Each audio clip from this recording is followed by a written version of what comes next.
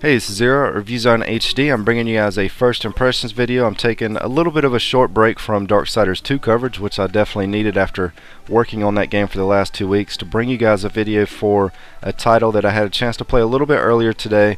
I looked high and low for another video in which someone would hopefully pronounce the title for me. Could not find one. Have no idea how it's supposed to be pronounced, so my best attempt is going to be Legasista. Maybe one of you guys can correct me on how it's supposed to be said, because I don't know. Now, this is actually going to release next Tuesday in the PlayStation Store in North America. I haven't looked at release dates for everywhere else just yet. Chances are you haven't heard of this game. It's definitely been flying under the radar. I'm going to give you guys as much information about it that I know from just reading up on their website, a forum, and also just playing for the first hour on here. So for starters, at some point you unlock the ability to create your own teammates, and when I say create, I'm referring to actually building the character the way that you want them to look with different pieces, similar to 3D Dot Game Heroes. And from what I could tell from looking at the editor, you can create some pretty in-depth characters with how you want them to look. In the trailer, it also said you can import your favorite NIS characters, which they had a printy running around. If you've played Disgaea, you should know what that is. It also stated you can import images using a digital camera. I can only imagine what some people are going to have running through these dungeons on here, but that's an option. I also read you can really tweak and alter the characters' voices to further customize them. So long story short, they really want you to enjoy creating and playing on your own custom-made character, which I think that's pretty cool that they went that in-depth with it and were able to still keep everything else, like RPG related, intact. Now, for those of you that have played a JRPG, you should know exactly what to expect with the story. It's very similar to what you'd see in a Disgaea title. It's got anime-driven cutscenes, kind of a silly story. If you've played a Disgaea game, you should also know what to expect with the gear selection on here. It's absolutely massive. According to the website, each piece of equipment obtained in a dungeon is unique.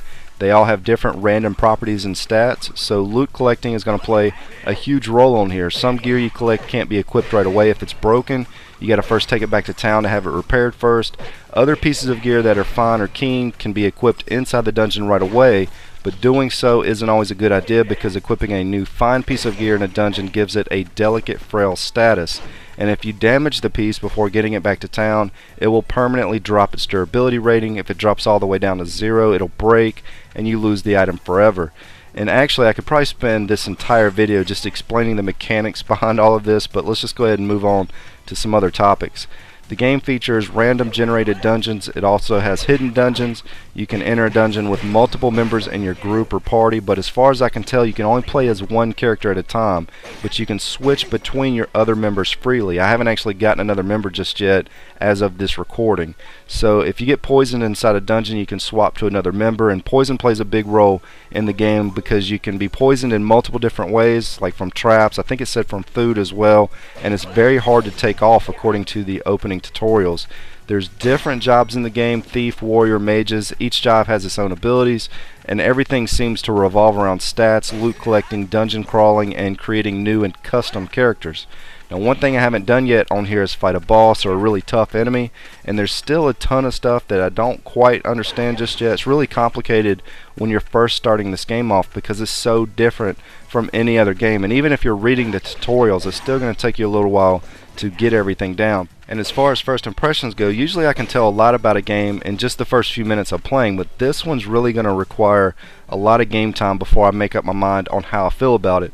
I love the Disgaea games, strategy RPGs, JRPGs, and I love loot collecting on games, so chances are I'm personally going to enjoy this game a lot, but the main question on here is going to be who else is going to enjoy this game, and I will have a much better answer for you guys in the review that I'll post before the game releases next Tuesday. I'm going to get some more game time in on Darksiders 2 over the next few days and try to spend the weekend playing through this one as much as I can. I hate to leave you guys hanging on a first impressions video, but this one's kind of tough to judge. So, again, I'm going to try to get about 10 hours into this one, and then I'll post the review up as soon as I can. This is Zero at ReviewZoneHD, and thanks for stopping by.